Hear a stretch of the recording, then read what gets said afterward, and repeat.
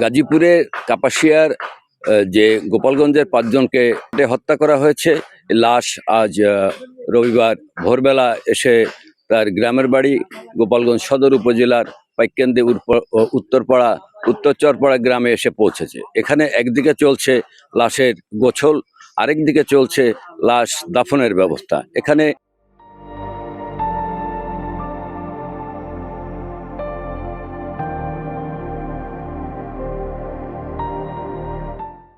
একই সাথে পরপর 5টি গণকবর খোঁড়া হয়েছে, যেখানে এই শারমিন, তার 3 কন্যা এবং শারমিনের ভাই রসুল মোল্লাকে এখানে দাফন করা হবে।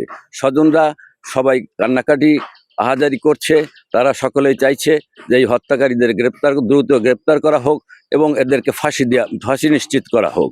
আমরা একই পরিবারের 5টি লোক মারা গেছে। আমরা এই জন্য এখানে গণকবর খুঁজে আমরা জানাজার ব্যবস্থা করে আমরা কবর দেওয়ার চিন্তা ভাবনা নিচ্ছি আর কি। আমি চাই এখন আপনাদের কাছে চাই এইটুকু যে আমি সুস্থ বিচার চাই, ফাঁসি চাই ওই জামাইয়ের, আর তার সাথে আর যারা আইনের সঙ্গে আছে তাকেও। আমিনুল হাসান শাহিন, বাংলাদেশ প্রতিদিন, গোপালগঞ্জ।